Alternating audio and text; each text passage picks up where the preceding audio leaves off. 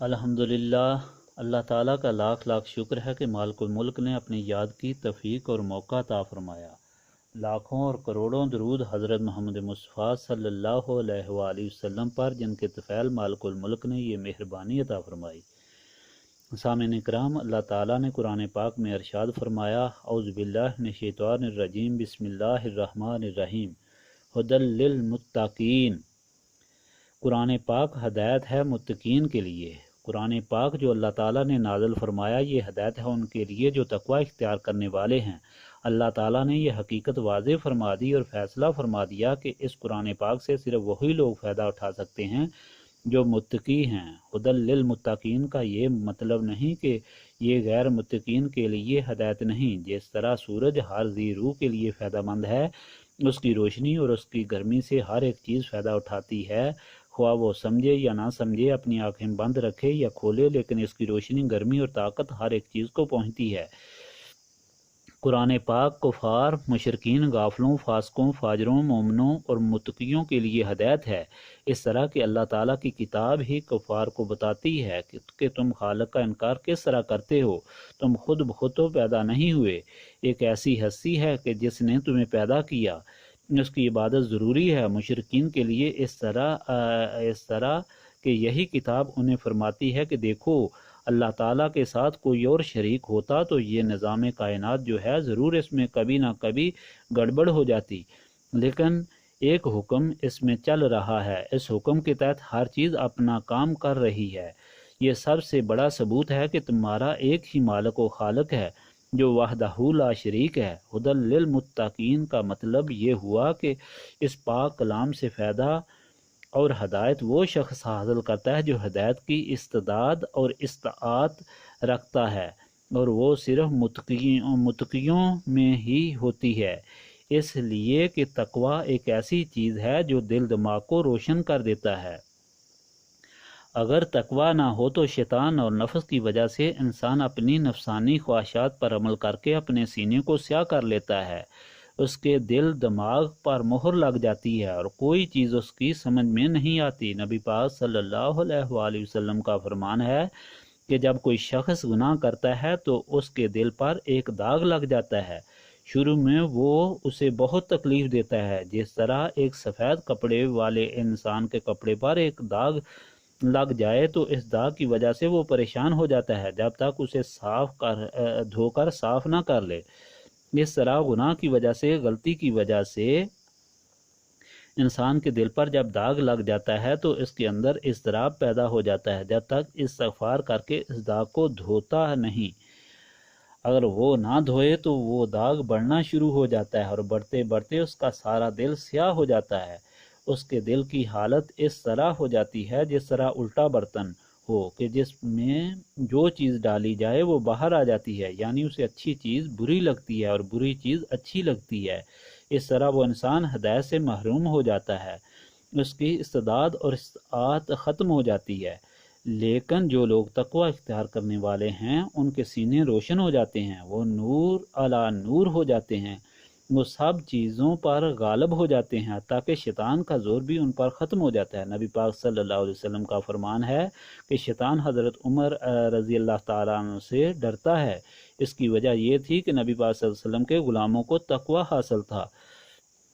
تقوی کیا چیز ہے کہ جس سے انسان اپنے دل و دماغ کو روشن کرتا ہے۔ حضرت عمر رضی اللہ تعالیٰ عنہ کا فرمان ہے کہ تقوی یہ چیز ہے کہ انسان اس دنیا کے سفر میں اپنے آپ کو اپنی نفسانی خواہشات سے اس طرح بچا کر چلے کہ جس طرح کوئی شخص ایسے راستے پر جاتا ہے جس کے دونوں اطراف کانٹے ہوں اور وہ اپنا دامن بچا کر چلتا ہے، یعنی دنیاوی خواہشات سے اپنے آپ کو بچا کر چلنا، اللہ تعالیٰ اور رسول پاک صلی اللہ علیہ وسلم کے حکم کے مطابق اپنی زندگی کو پابند رکھنا تقوی ہے۔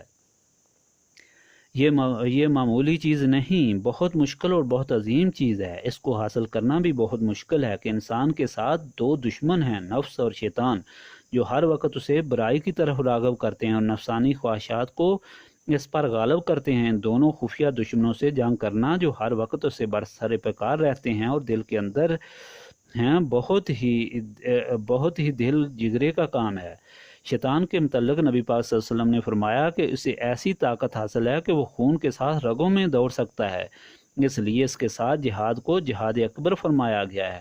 حجۃ الوداع میں نبی پاک صلی اللہ علیہ وسلم نے فرمایا کہ لوگو، اب میں تمہیں جہاد اصغر سے جہاد اکبر کی طرف متوجہ کرتا ہوں۔ جہاد اصغر تو یہ تھا کہ جو تم کفار اور مشرکین کے ساتھ جنگ کرتے تھے، دشمن تمہارے سامنے ہوتا تھا اور اسے قتل کر کے تم غازی بن جاتے تھے یا اس کے ہاتھ سے قتل ہو کر شہید ہو جاتے تھے۔ لیکن اب ان دشمنوں سے تمہارا مقابلہ ہے جو تمہارے اندر خفیہ ہیں اور ہر وقت ہیں تمہارے ساتھ برسر پیکار رہیں گے۔ ان سے مقابلہ جہاد اکبر ہے۔ یہی جہاد اکبر کرنے سے انسان تقوی اختیار کرتے ہوئے اپنے سینے کو صاف کرتا ہے۔ جن لوگوں نے تقوی اختیار کیا انہوں نے دنیا و آخرت میں عظیم رتبہ حاصل کیا۔ تقوی اختیار کرنا آسان بات نہیں۔ جن لوگوں نے تقوی اختیار کیا، اگر ان کی زندگیوں کا مطالعہ کیا جائے تو انسان حیران ہوتا ہے کہ وہ کس طرح دنیا میں اپنے آپ کو بچا کر رکھتے تھے اور اس دنیا میں وہ اپنی زندگی کس طرح گزارتے تھے۔ ابن سیرین کے متعلق مشہور ہے کہ ان کے پاس 40 گھڑے گھی کے بھرے ہوئے پڑے تھے اور غلام نے آ کر کہا کہ جناب، ایک گھڑے سے میں نے چوہا نکالا ہے۔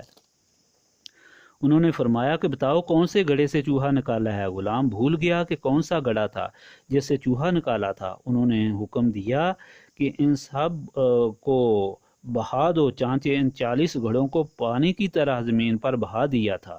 حضرت بایزید بستام سے ہمدان گئے۔ انہوں نے وہاں سے قسم کے بیج خریدے۔ جب واپس بستام پہنچے تو کھول کر دیکھا کہ ان کے اندر 2 چونٹیاں ہیں اور وہ بہت پریشان ہیں۔ انہوں نے فوراً ان 2 چونٹیوں کو اٹھایا، پھر بستان سے ہمدان گئے اور جا کر ان چونٹیوں کو وہیں چھوڑا جہاں سے وہ لے کر گئے تھے۔ حضرت امام اعظم کے متعلق مشہور ہے کہ ایک مرتبہ وہ سفر کر رہے تھے کہ ایک دیوار کے سائے میں وہ بیٹھنے لگے تو ہٹ کر دھوپ میں بیٹھ گئے۔ خادم نے کہا کہ جناب، یہ آپ کیا کر رہے ہیں؟ بہت تھکے ہوئے ہیں اور سائے میں کیوں نہیں بیٹھتے؟ فرمایا، یہ شخص میرا مقروض ہے، اگر میں اپنے مقروض سے فائدہ اٹھاؤں تو حدیث پاک میں ہے کہ وہ سود میں داخل ہو جائے گا۔ اس طرح حضرت بایزید بستامی ایک دفعہ جنگل سے تشریف لے جا رہے تھے۔ آپ نے اپنے ایک کپڑے کو دھویا، خادم سے کہا کہ مجھے دیجئے، سامنے جو دیوار ہے اس میں ایک کیل ٹھونک کر لٹکا دیتا ہوں۔ فرمایا، نہیں، دیوار والے کی اجازت کے بغیر منع ہے۔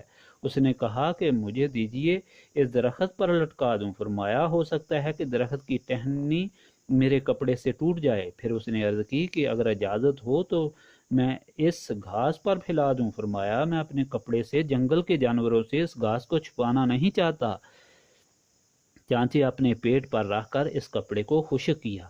یہ وہ لوگ تھے جنہوں نے تقوی اختیار کیا۔ اس تقوی کی بنا پر انہوں نے قرآن پاک کی وہ ہدایت حاصل کی جس کی وجہ سے وہ دنیا اور آخرت میں سرفراز ہوئے۔ انہیں ایسی زندگی اور ایسی دولت ملی جس کی کوئی قیمت نہیں۔ دنیا کی ساری تگ و دو، دنیا کی ساری تکلیفیں صرف اس لیے ہوتی ہیں کہ انسان کو سکون اور اطمینان حاصل ہو جائے۔ اگر وہ دولت کے لیے تگ و دو کرتا ہے تو اس کا یہ خیال ہوتا ہے کہ مجھے دولت حاصل کرنے سے سکون مل جائے گا، اطمینان ہوگا، خوشی حاصل ہوگی۔ اولاد کے لیے کوشش کرتا ہے، دعائیں کراتا ہے، تویز لیتا ہے تو صرف اس لیے کہ اولاد سکون کا باعث ہوگی۔ اس طرح جائیداد کے لیے، اس طرح عزت کے لیے، لیکن کسی چیز میں بھی انسان کو اطمینان حاصل نہیں ہوتا۔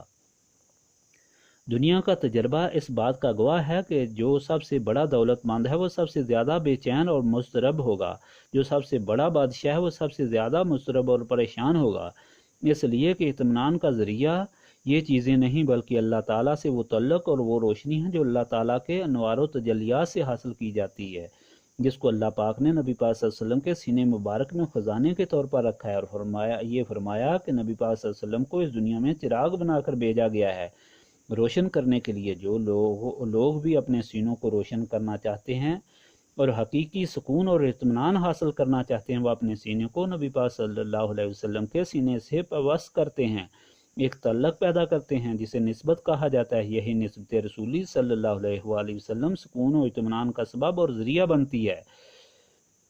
اس کی وجہ سے وہ دنیا اور آخرت میں عزت، جاہ و جلال اور سرخروئی حاصل کرتے ہیں۔ دنیا میں ان کی حالت اس طرح ہو جاتی ہے جس طرح ایک بے فائدہ پڑی ہوئی بجلی کی تار کو لے کر پاور ہاؤس سے پیوست کر دیا جاتا ہے تو پاور ہاؤس کی روشنی فوراً تار کے اندر آ کر اس کو اتنا عظیم طاقتور بنا دیتی ہے کہ دنیا کی کوئی چیز تار کے نزدیک ہی نہیں جا سکتی۔ اگر ہاتھی کو اس تار کے نزدیک لے جایا جائے تو وہ بھی الٹا ہو جائے گا۔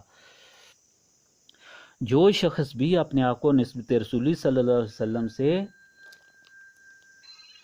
منسلک کر لیتا ہے تو اللہ تعالیٰ کے وہ انوار تجلیات اور وہ مضامین رنگین جو صدر مبارک رسول پاک صلی اللہ علیہ وسلم میں ہیں ان انسان کے قلب پر ان کا نزول انسان کے قلب پر ہوتا ہے، جس کی بدولت کائنات اور کائنات کی جتنی موجودات ہیں، خواہ حیوانات ہیں، نباتات ہیں، جمادات ہیں، ہر چیز اس کے سامنے سرنگوں ہو جاتی ہے۔ جب وہ آخرت کا سفر کرتا ہے تب بھی فرشتے اس کے استقبال کے لیے آتے ہیں۔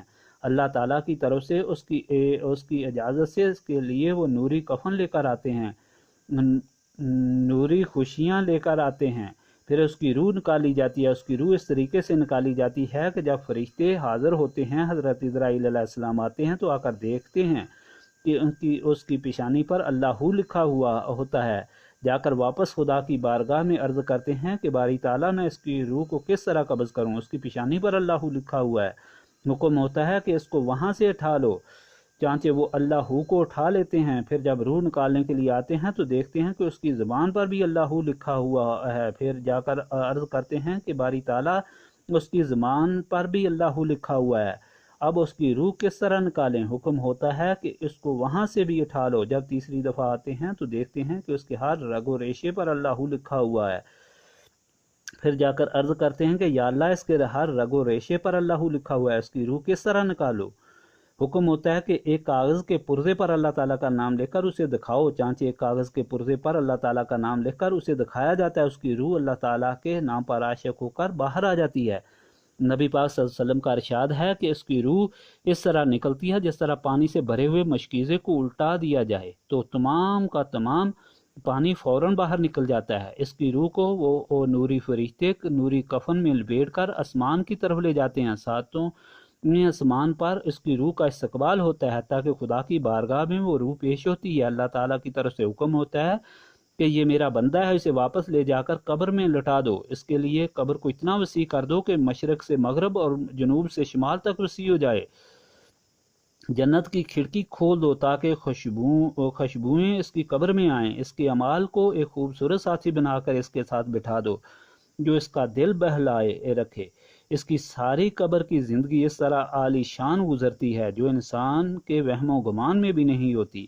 اس کے مقابلے میں جو اس نسبت سے محروم ہوتا ہے، جو دنیا کی تگ و دو میں پھنسا رہتا ہے، اللہ تعالیٰ کی یاد سے غافل و مرتد ہو کر اس دنیا سے رخصت ہوتا ہے، اس کی زندگی کا ایک الگ حساب ہے۔ اس کی روح اس طرح نکلتی ہے جس طرح کہ گیلی اون ایک کانٹے دار لکڑی پر لپٹی جائے اور اس لکڑی کو کھینچ کر اس سے نکالا جائے۔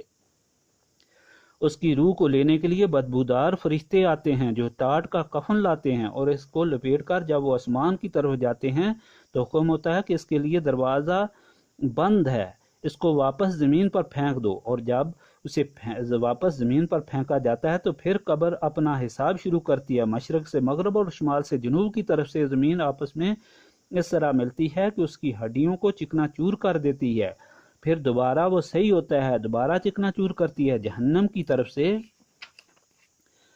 دروازہ کھول دیا جاتا ہے جہاں سے بدبو اور آگ کی گرمی آتی ہے۔ اس کے برے اعمال کو ایک بدصورت انسان بنا کر اس کے پاس بٹھا دیا جاتا ہے جو اسے قیامت تک پریشان کرتا رہے گا۔